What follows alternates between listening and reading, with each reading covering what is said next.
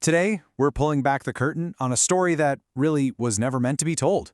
We're talking about Operation Ginger. This is a secret, brutal chapter in the long-running India-Pakistan conflict, fought deep in the shadows, where, let's be honest, the conventional rules of war they don't apply.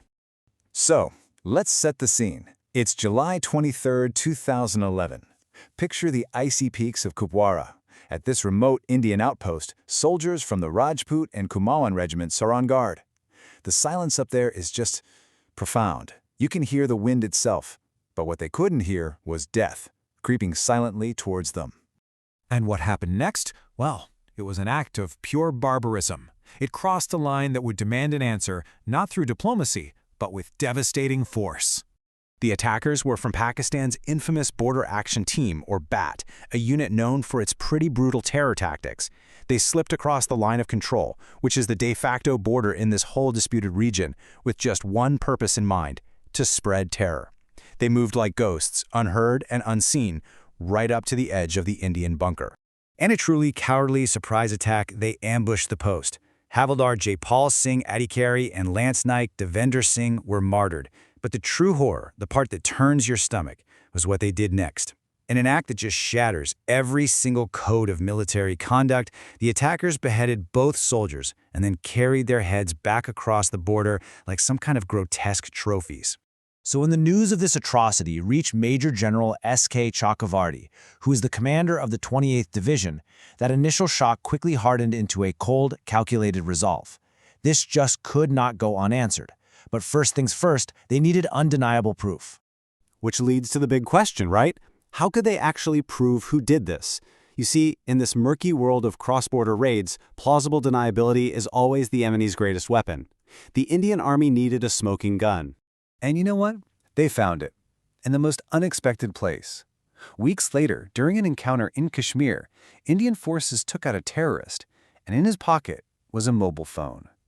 And on that phone was the horrifying confirmation they were looking for. The video was sickening. It showed Pakistani soldiers and militants celebrating around a table where the heads of the two Indian Jawans were just displayed. This footage, which was probably meant to boost their own morale, ended up doing something else entirely. It became a signed confession. And in that moment, they basically sealed their own fate. Okay, so with the evidence now in hand, the time for investigation was over. It was time for action. And this is the moment a covert mission, codenamed Operation Ginger, was born. Major General Chakravarty was now facing a classic dilemma. He could follow protocol, send the request up the chain of command, risk it getting buried in paperwork, maybe leaked, or even flat out denied. Or he could make what they call a general's call. He chose the second option, bypassing the entire system and giving his commandos a free hand to go and deliver justice. And the plan they came up with was meticulous. It all started by activating the elite ghost operatives of the Para-Special Forces. These are soldiers trained for exactly these kinds of deniable operations. Their first job was deep recon. For a full month, they secretly crossed the line of control 7 different times, just mapping out enemy positions. From all that intel, they picked their target, the Jor post, chosen specifically because it had a high concentration of soldiers. With the plan locked in, all that was left was the final stage: execute the ambush. This brings us right into the heart of the operation. August 30th, 2011. A night of retribution was about to unfold. At the stroke of midnight, 25 commandos slipped into enemy territory. For hours, they moved in total silence. But at 4 a.m., disaster nearly struck when one of the commandos stepped on a landmine. His team reacted instantly, giving him morphine to silence his pain and, crucially, to save the mission. By 7 a.m., the trap was set. As the very first enemy patrol walked right into the kill zone, the ambush was sprung. The firefight was short, brutal, and it was all over in just 45 minutes. And their tactical genius was really on full display here. This wasn't just a simple attack, it was a carefully constructed kill zone. They laid out a web of claymore mines, had an inner circle assault team ready for close quarters combat, and an outer circle of snipers and rocket launchers to take out anyone trying to escape. There was literally no way out. But this retribution wasn't just about the body count. In a pretty chilling act of psychological warfare, the commandos rigged the bodies of the fallen enemy soldiers with IEDs, improvised explosive devices. The message was brutal and clear. For those who desecrate our soldiers, there will be no peace, not even in death. Anyone who tried to retrieve the bodies would become a casualty themselves.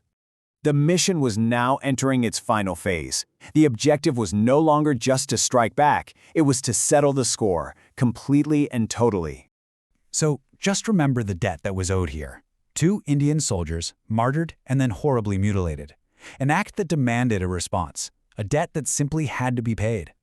And this was the payment. When all the smoke cleared, 8 Pakistani soldiers were confirmed killed. The Indian commandos had exacted their revenge and then some. They sent a clear, powerful message that acts of barbarism like that would be met with overwhelming force. The message was unmistakable. This wasn't just an eye for an eye. As the sources say, the Indian army had settled its account, Sud Samet. It's a Hindi phrase that means, with interest paid in full.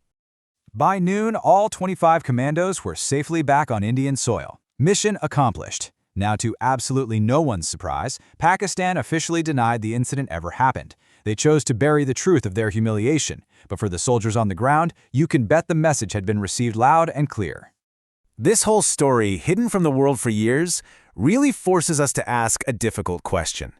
In these secret battles fought so far from the public eye, what separates righteous justice from just raw revenge? It's a line that's not drawn in ink, but in the sand of the battlefield itself.